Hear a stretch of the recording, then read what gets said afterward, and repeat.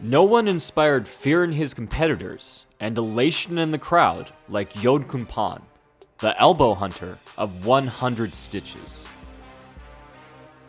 Yodkhunpon was one of the best fighters of the golden age of Muay Thai, having held championships in Thailand's two most prestigious stadiums simultaneously. Few fighters have possessed such a simultaneously brutal and elegant style. Yodkhunpon was the living incarnation of relentless pressure, blending advanced, creative tactics with untamed ferocity. Today, we're lucky enough to get direct access to his knowledge, as he continues to teach a new generation of warriors in Thailand. So, without further ado, let's take an in-depth look at exactly how the elbow hunter caught his prey. Yodkhunpon preferred to use his lead teep to close distance, and this made a lot of sense for the intricacies of his style. Since Yodkhunpon preferred to establish contact with his lead hand as quickly as possible in order to work his dark clinch magic, the lead teep and lead teep feints allowed him to easily step into his frames and holds. Or he could even step into punches to further shorten the distance. Of course, as great as teeps are at herding opponents towards the ropes, they're equally good at keeping distance to stay off the ropes. But every master knows how to defend against their own attacks, which are likely to be thrown back at them for the simple reason that the opponent is at the same range. So when Yodkhunpon wasn't simply walking through teeps like a boss, he would parry or catch to the inside or outside. When he did this, he would often throw the kick away to slow down his opponents, making them take an extra moment to rebalance themselves. Or he would chain into a punch if he was already in range. But Yodkhunpon's favorite tool for closing off the ring and closing distance in general was the rear leg roundhouse kick. While Yodkhunpon had great success throwing his full body power roundhouse to the legs, body, or head, he didn't actually need to land it. The important part was to move the opponent back, either by enticing them to back up on their own, or by kicking them so hard they lost balance. In turn, he had a nasty defense against opponents who tried to roundhouse kick back. Here he demonstrates on his student, the great prolific fighter, Sylvie-von Duuglas-ittu, wrapping his arm around the kick and turning it at the ankle to force her off balance. Yodkhunpon could use this tactic to drive opponents to the ropes. But why do that when you can chain the technique into a spinning elbow? Yet another common tactic was to step closer with the movement of the opponent's kick, landing an elbow at the same time. This could also be executed off of a blocked or caught kick. But Yodkhunpon's feints were just as important as the actual strikes he threw. Here he explains that it's important to get inside an opponent's rhythm while constantly breaking your own, so they can't get into yours. So, Yodkhunpon consistently feinted off rhythm as he closed distance.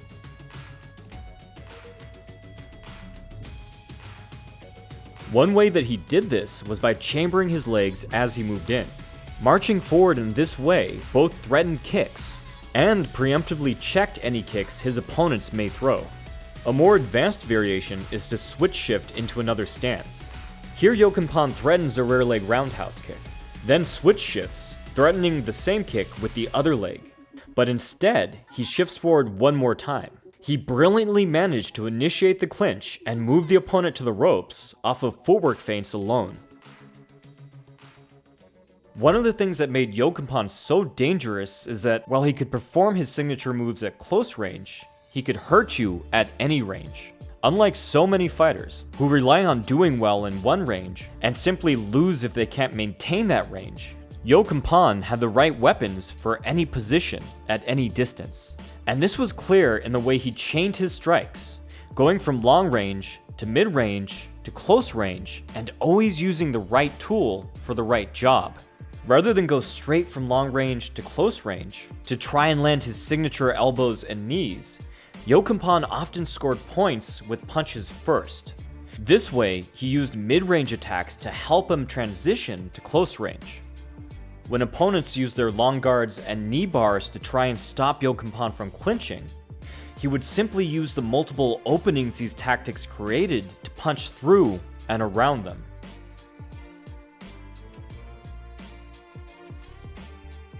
This in turn set up opportunities to clinch.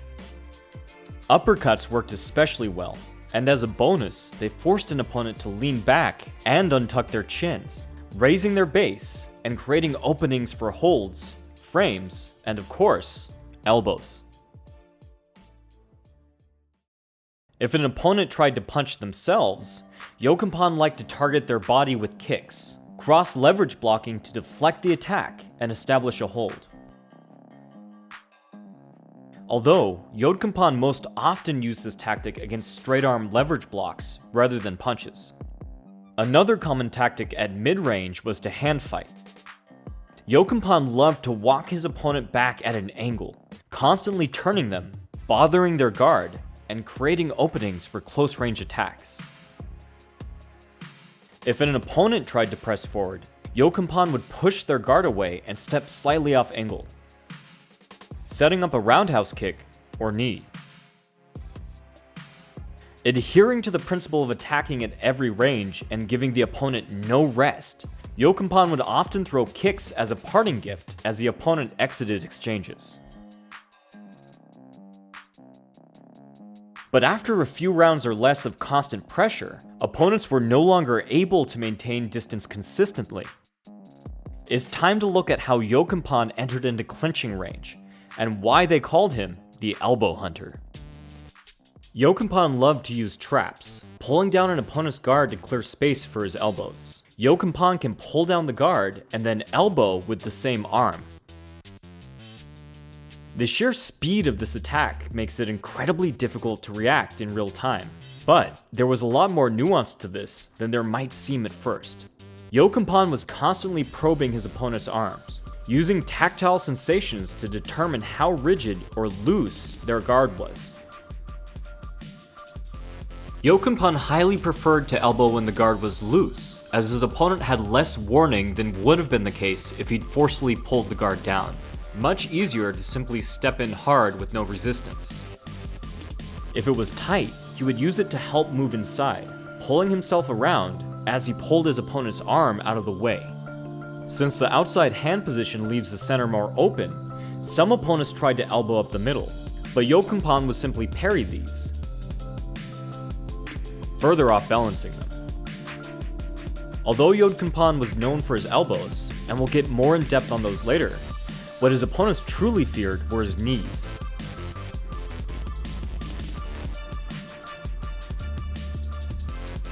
He liked to control one of his opponent's hands and their head at the same time. He would either cross frame, as he demonstrates here, great for turning an opponent into your attack, or he could use the always popular collar tie, great for pulling an opponent directly into your knee. Yodkhunpon's knees and elbows worked together beautifully, and a lot of that had to do with the unique way that he threw his knees. Yodkhunpon didn't care for the popular way of throwing knees that involved leaning back and pushing the hips forward. He felt that this would leave him open to elbows and relinquish a good deal of control by moving away from the clinch. Instead, he preferred to twist into his knees, the same as his elbows. This meant that Yodkhunpon's knees could easily load up his elbows, and his elbows could easily load up his knees. But after a time, Yodkhunpon could trap opponents at close range indefinitely and land multiple attacks, drowning them in the clinch. This is where many of Yodkhunpon's competitors would try to use their clinch not to set up shots, but instead to lock down and clamp up, halting the action in an attempt to get the ref to separate them. But just like Roberto Duran in boxing, Yodkhunpon had a number of ways to pry open his opponent's guard and find a way through the tiniest cracks in their armor. One really effective way that Yodkhunpon kept the clinch dynamic was to throw off an opponent's collar tie. He did this by pushing up from under their arm and slipping out from underneath to a superior angle.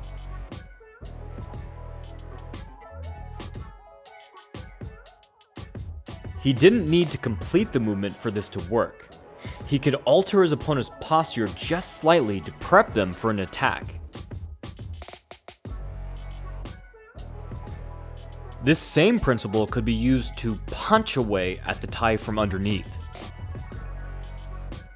Alternatively, Yodkhunpon could go over the top, using a double crossface to control the opponent with a long clinch. This is a good tactic in general, but with Yodkhunpon, it was a nuclear blast about to go off. It primed both of his arms to throw huge elbows, chaining one into the other. But one crossface was often enough. Once the least bit of space was created, Yodkhunpon could go to work sneaking in knees or transitioning to a more dominant clinching position. Yodkhunpon was just as good at throwing elbows from the clinch as he was when entering, and a big part of this was his attention to small details. Here he explains to keep the hand pointed forward so that it can more easily slide up the arm.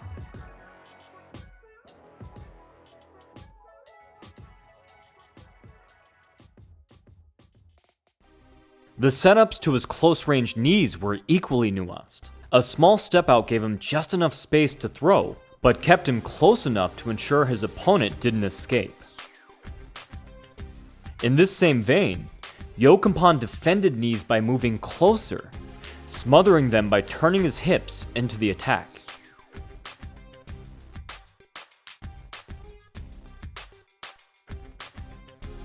But opponents didn't always get away scot-free. Remember when I mentioned that Yodkhunpon didn't like to lean back on his knees? Well, this is a big reason for that. Yodkhunpon would immediately use the extra space his opponents afforded him to intercept knees with tight, jarring elbows. Yodkhunpon would even draw knees to set up this attack by kneeing first himself. But even more than distance management and strike selection, Yodkhunpon's real talent was balance manipulation. Through years of training, Yodkhunpon developed incredible timing. He could react in a split second to unbalance his competitors, using their own movements against them. And he could do this both offensively and defensively. Offensively, Yodkhunpon could immediately turn his strikes into ties or frames, then back into strikes. Frames could turn into elbows, which could turn into frames again, which could in turn pull opponents into knees. Defensively, Yodkhunpon liked to disrupt an opponent's balance as they attacked. Here he demonstrates stopping an opponent as they attempt a knee. Once again, the natural lean back that comes with pushing with the hips worked against Yodkhunpon's competitors. Although, more often than not, Yodkhunpon used this tactic in the clinch, pushing against their shoulders or head to clear space for a counter.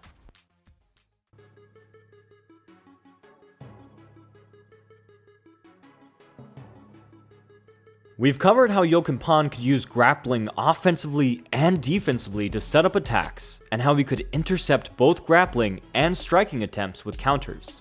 We've seen how he could seamlessly flow from one of these concepts to the next, creating a cascading symphony of violence. But now, it's time to look at how he used all of them at the same time, at times displaying complete control of an opponent's movements. Yodkhunpon did this by using multiple points of contact at all times, using one or both arms to lock, push, or pull at different purposes simultaneously, while using footwork to further adjust angles and move opponents off balance. Each component would work together at the same time in order to set up devastating strikes. This is getting a little complicated, so let's break down some of these individual tactics with examples to make it a bit more clear. One way Yodkhunpon established control was to lock up one or both of his opponent's arms. This not only stopped them from attacking with that limb, it also acted as a point of control. Opponents many times attempted to frame to try and keep away from Yodkhunpon's elbows, so he would use these frames to turn, push, or pull competitors into strikes. But most of these were far less extreme than the examples shown. Here Yodkhunpon uses an opponent's collar tie against him by clamping down with the crossface and using it to control his posture. At the same time, he gains further leverage by controlling the opponent's opposite hand.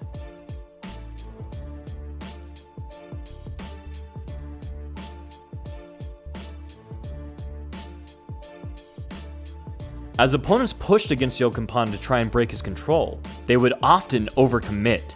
And like how water leaking through a tiny hole in a dam can suddenly crash through all at once, Yodkhunpon would find the perfect weak point at the perfect moment to crash through from an angle they weren't expecting.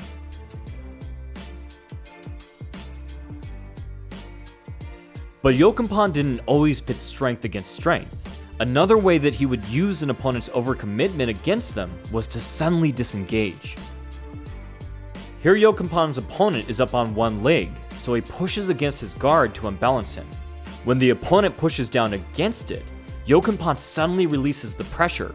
The resistance gone, his opponent drops the guard, and Yodkhunpon uses the new opening to land a head kick.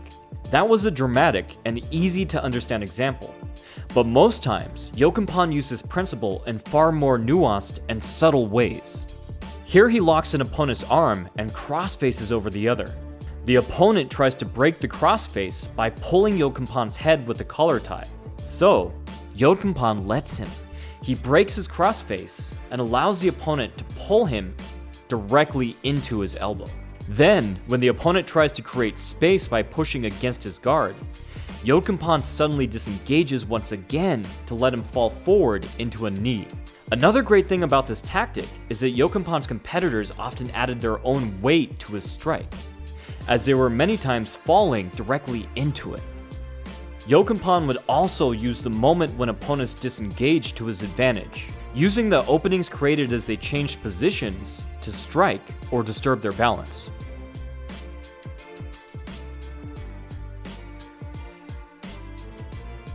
Going one step further, Yodkhunpon would often help his opponents along by pulling them into his strikes.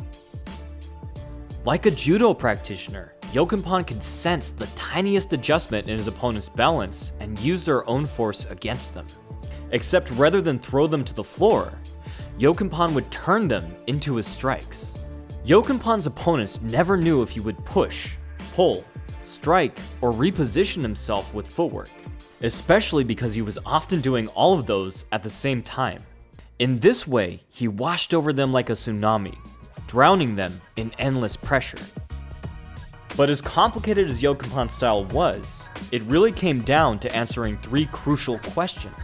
What is my preferred range to set up my best attacks? How do I get there while scoring? And once I get there, how do I stay there? Yodkhunpon answered these three questions perfectly, and the result is one of the most beautiful styles ever seen in the ring. Huge thanks to Sylvie for allowing me to use the Muay Thai library. The library has an insane amount of videos of top-level fighters all sharing their knowledge, and you can gain access through Sylvie's Patreon. I've been a patron for a long time now, and I can personally say it's been an invaluable resource. From the Modern Martial Artist, this has been David Christian, wishing you happy training.